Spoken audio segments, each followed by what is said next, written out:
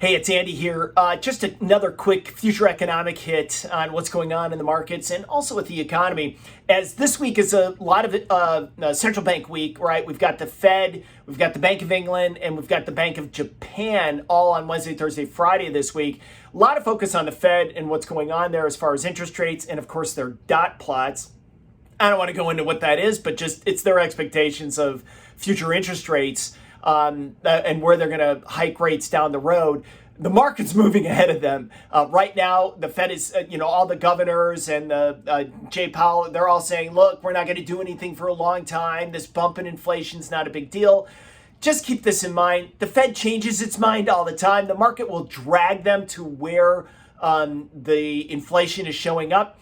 We already know it's in housing. We know it's in a bunch of other spots. A lot of the commodities are just, been stratospheric. So we know that there's some issues there. And of course, the stock market's been up significantly. So just keep that in mind as you're seeing the comments roll out. And the Fed has to jack up their expectations for economic growth in this meeting. I'm pretty sure they'll come out with some new ones. And it's just impossible to ignore the elephant in the room. I mean, 1.9 trillion is 1.9 trillion, and that's going to start flowing out over the next 60 days. So we'll really see some big impacts from that on inflation, on retail sales. I know those came out today, and those are weaker than expected in February. Not a shocker. Anybody who lives in the Midwest knows why. It was like 5 degrees for like 4 weeks, just about. It was the worst February I can remember in the Chicagoland area and in the Midwest. It was just terrible. So just put that all to the side. You're going to see a fairly significant snapback.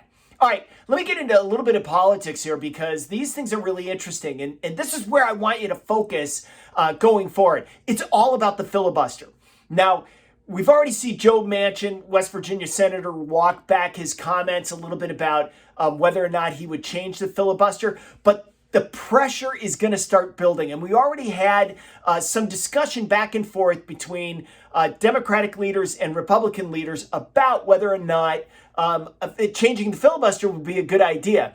And of course, Minority Leader McConnell came out and said, look, guys, if you change this, we're going to do everything we can to slow things down through parliamentary procedures. So they'll really slow down the Senate to a crawl to some extent. We'll see if the Democrats can find a way to get around that. But if they vote to change the filibuster, this is a dramatic change in the U.S. government. You're going to see a lot of policies that would never have gotten done get done. And that's from immigration to infrastructure, to climate change, to you name it.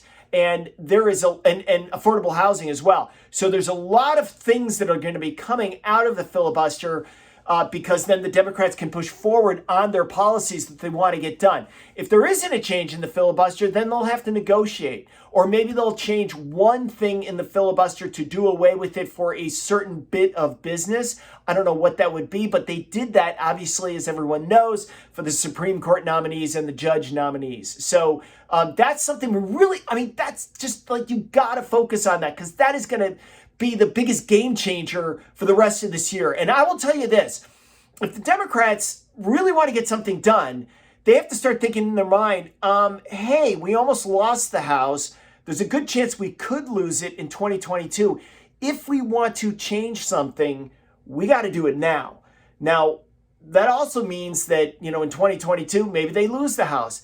But as long as they have the presidency, then they can't get the same a reflection or policies back in their faces from the Republicans because they have the veto power of the presidency. Now, that may change down the road, but we're moving more towards a parliamentary style government where it's majority rule. And if you own both the House and the Senate and the presidency, it's a parliament essentially. So keep that in mind. And lots of big changes are coming from that. So we thought there would be a big shift from Biden or from Trump to Biden, right? But there's a bigger shift that's coming if they do away from the filibuster. So everybody keep a close eye on that. All right, I'm Andy Bush. If you like these videos and you want to get them every day, just click on the button below and subscribe. If you want to see the latest video from yesterday, just click on the picture below. If you want to get all my research, it's for free at andrewbush.com. Thanks for watching, and we're going to keep an eye on the filibuster. Thanks so much.